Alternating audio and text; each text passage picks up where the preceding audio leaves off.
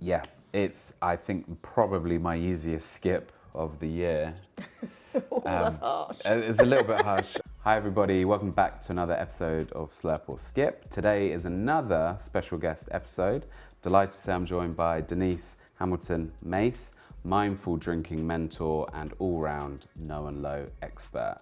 So today we're going to be going through 4 alcohol-free alternatives for the kind of festive Christmas season and getting Denise's thoughts on this.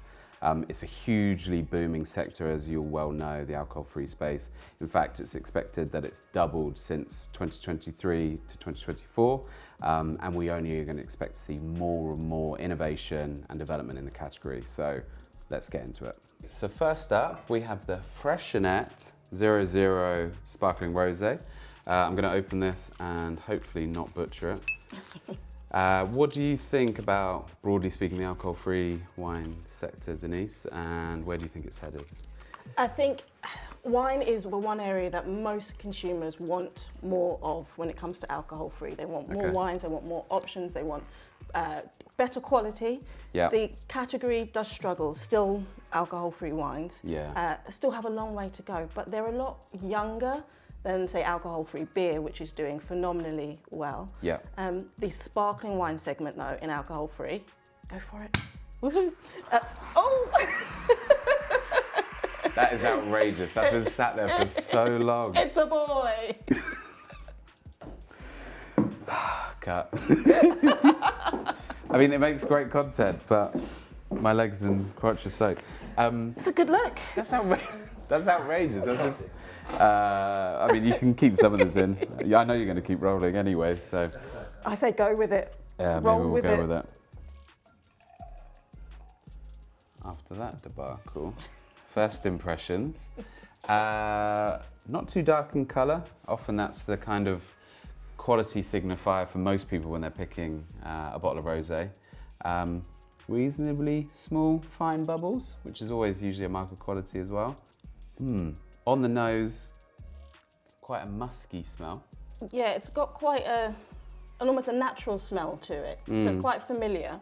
I think the colour is great. Speaking of the colour, I think that's what you want when you're looking for a rosé. You want that light pink, sort of celebratory looking colour. Yeah. And that's what that gives you. If this was in the glass, you would have no kind of second doubts about taking that if you're at a Christmas party or whatnot. Texture-wise, I think it's spot on. I think the bubbles are quite fine. They feel sophisticated. They don't feel too soda-y. You know, it's not too much like a soft drink. Yeah. I think in terms of the actual taste, there's a definite sweetness in there, which is one of the things that you get quite a lot in this space. Yeah. Because there's no alcohol in the drink, sugars are often used to give a little bit more body and a little bit more texture and mouthfeel. But it's also still got that strawberry-esque, you know, that light berry sensation to it. So it does sort of tingle in the cheeks a little bit in that really sort of nice, it's got nice way. mouthfeel, yeah, absolutely. In a lineup, you would be able to quite easily tell this is alcohol-free. However, as a conscious choice, as a conscious decision, I don't think I'd be disappointed if I opened that and served that to guests. And like you say, I think they are slowly getting better in this space. Yeah. Maybe what, like 5-10 years behind beer, perhaps? Maybe a bit longer. Yeah, I think absolutely. I think there's a lot to be done, but there's a lot that can be learnt from beer. So the learning curve is a little bit shorter in that regard. I think you're right. It's clearly an alcohol-free drink. Yeah.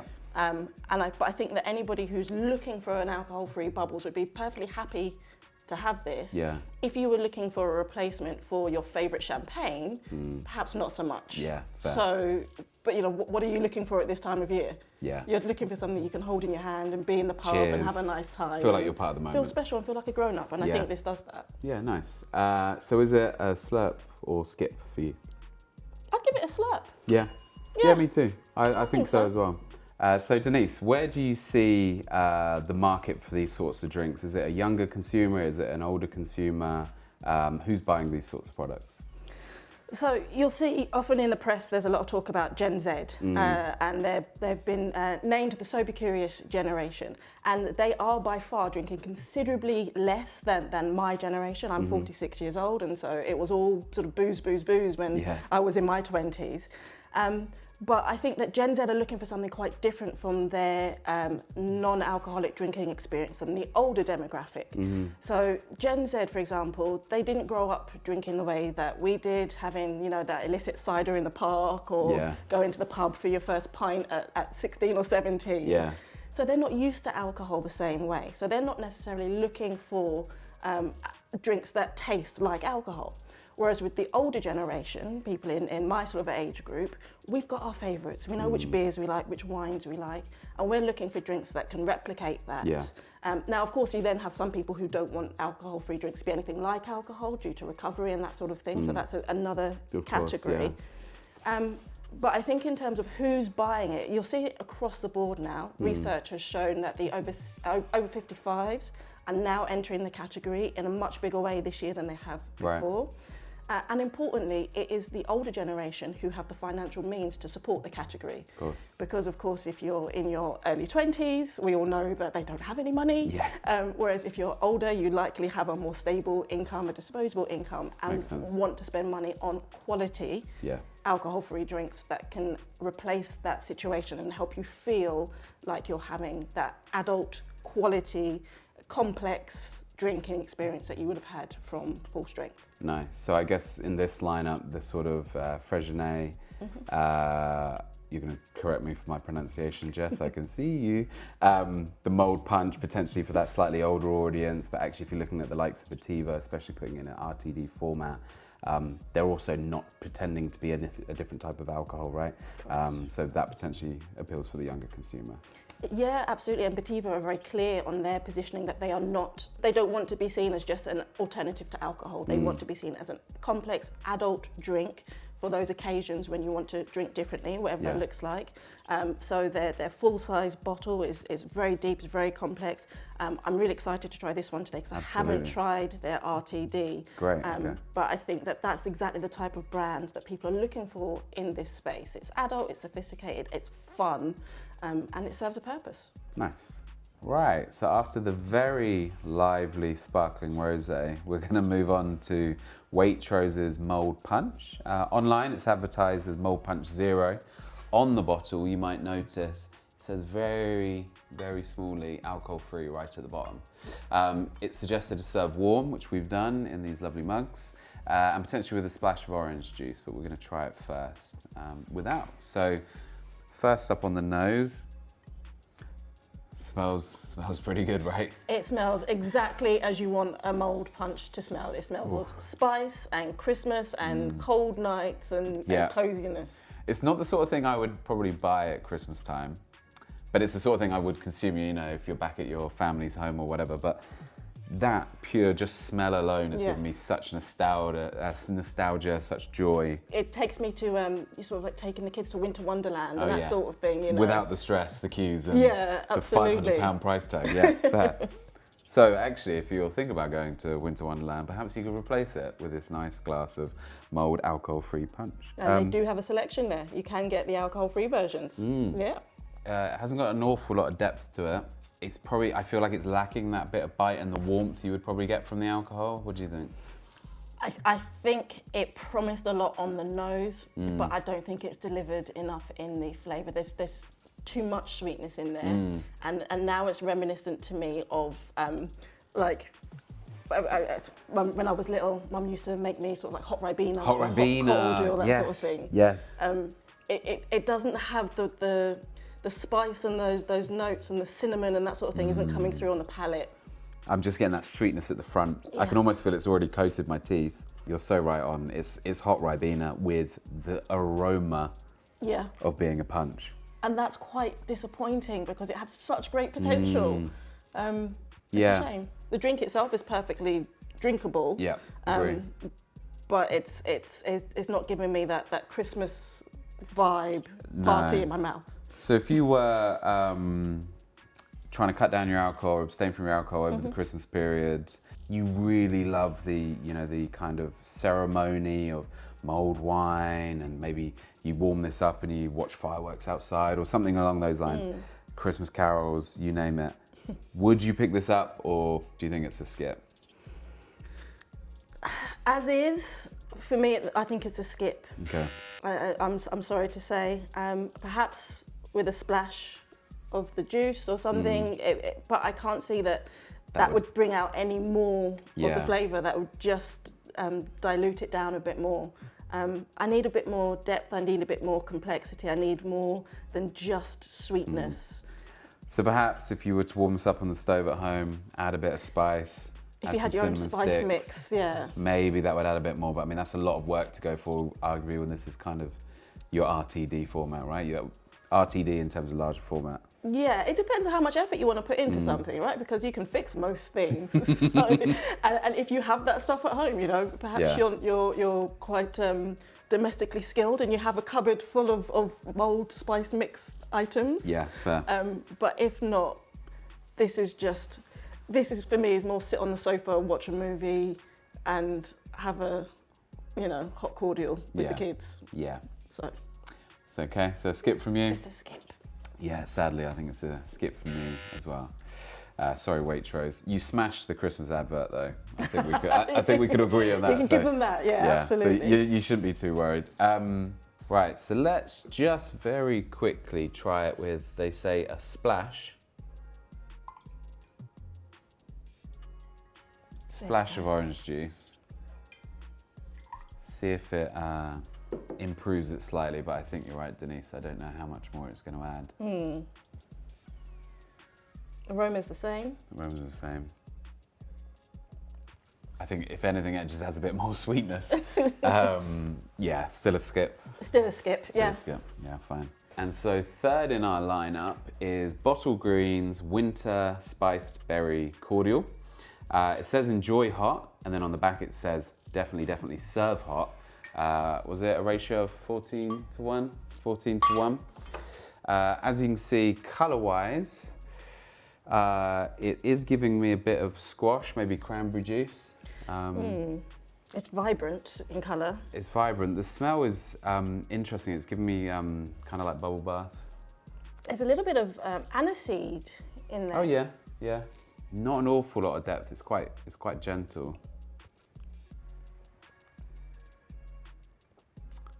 I've got my layperson tasting note for this one. It's when you are too eager to try the jelly before the jelly is set. Yes. This is hot water on jelly cubes, and then before you put the tray in to rest. You've nailed that. Yeah. You've nailed that. It's the right color for it. It's it's inoffensive.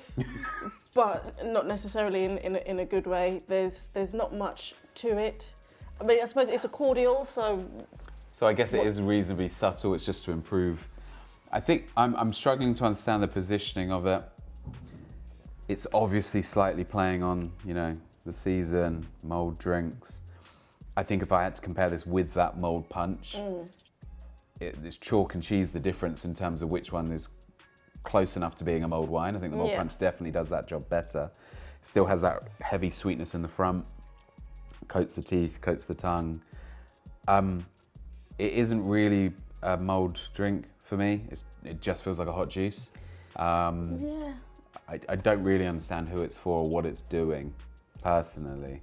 I'm not getting any of the spice. It says it's supposed to be a spiced berry. I'm getting the berry. But that's very much a cordial sort of thing. Yeah.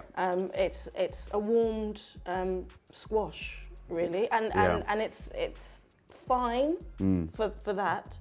As an adult alcohol alternative, I couldn't recommend that as anything that's going to give you that sense of occasion. If you were trying to like moderate, that is not really giving you anything. No. Yeah, it's, I think, probably my easiest skip of the year.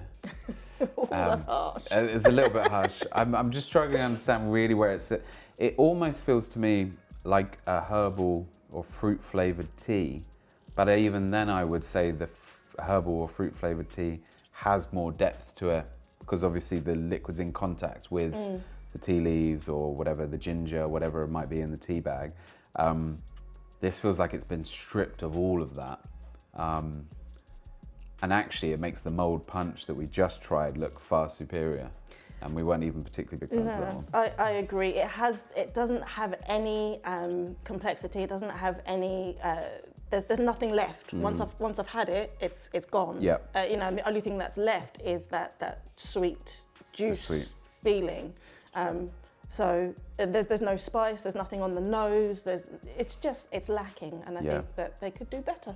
And it doesn't even have the texture of jelly. So yeah, it's a skip for both of us. Skip, yeah. Right, on to the final drink of the session. And last but not least is the Bativo can. Slightly dwarfed by the other brands that we've got on show today, but definitely one of the real up and coming stars within the category.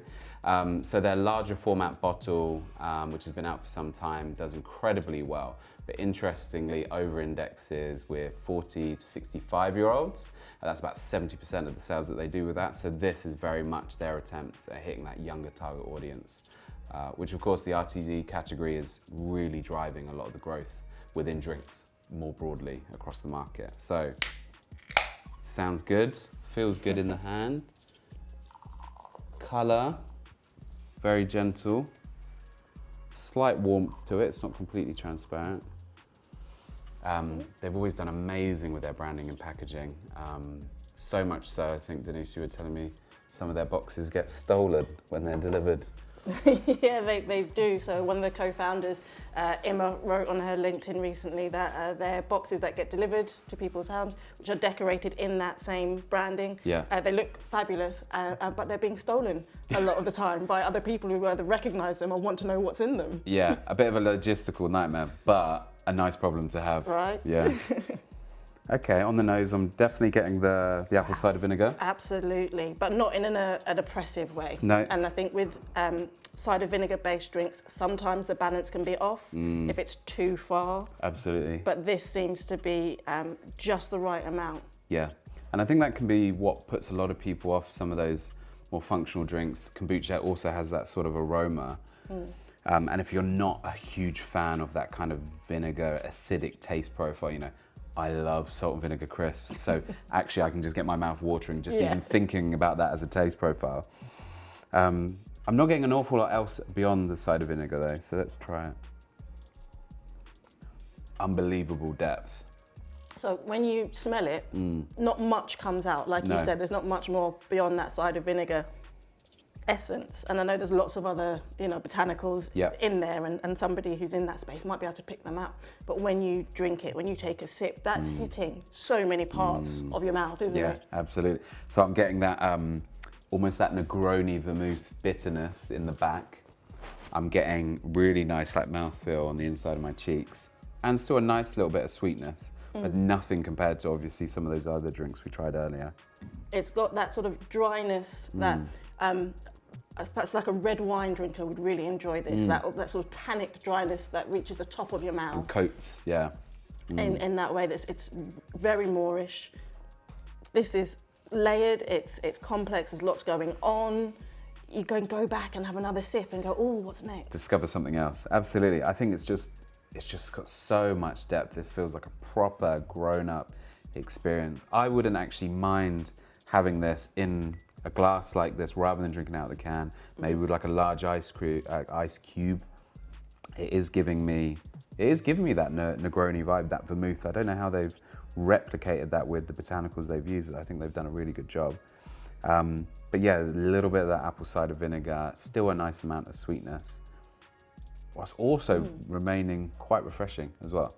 Yeah, absolutely. It's got that sweetness, but it's not overpoweringly so. It works really well with the dryness. And I don't like overly dry drinks. No. So you mentioned Negronis, my husband's favourite cocktail. I find them too dry. Yeah. This has that perfect balance. It takes you on the journey there, but then that sweetness gives it that sort of picnic feel. You're like, absolutely. I could just have this in the middle of the day. And I know I'm guaranteed not to get a really bad headache or hangover the next day. So, I mean, it wins on so many different levels. I can see here 55 calories, 100% natural, no preservatives, antioxidant rich. It feels very clever. I feel like I'm like, what? How have they done this? Do you know what I mean? Yeah. This couldn't have been an easy process to make something this good. I'm intrigued to see how people like it drinking it out of the can in that RTD format. Or actually, are these going to be things people just have in their fridge? They'll take it out the can and they'll just have it as a portion format, do you know what I mean? Rather than having to mix it themselves. I think that the RTD thing works so well though, you know, so many people, they want to have a great alcohol-free drinking experience, but they don't know how to use alcohol-free drinks like spirits. How do you mix it? Because they do mix differently to full strength. And so the RTD allows you to have that adult cocktail experience without having to put any effort in. And who doesn't want to be lazy? Well, yeah, absolutely. Amen to that. I'm really impressed by that. I don't think I was expecting it to have that much substance. So a very, very easy slurp for me. Oh, absolutely, 100%. This is what you want from an adult alcohol-free drinking experience. Perfect. And wouldn't be amiss at Christmas time, right? Although Absolutely. it's not specifically a festive drink, I think it's got more than enough in there that you would feel like you were part of that social occasion at Christmas time. If you had friends coming over and you didn't know what to serve them and you wanted to make sure you had a good range, you know, you have a few cans of that, and I think people would be really happy. You get a few cans of something else, and you know you can make a really nice selection without having to learn how to mix alcohol-free drinks when you're still, you know, drinking full strength. So it serves a lot of purposes. Whether you're traveling on the train, everyone likes a bit of journey juice, you know, something to have when you're off to see the family. Yeah. I think it's covered all the bases. Nice, perfect. So, slurp for you? Yep, 100%. Slurp for me as well. If we had to rank these in your order of most likely to purchase over the coming weeks ahead of Christmas, Petivo number 1. Petivo, absolutely number 1.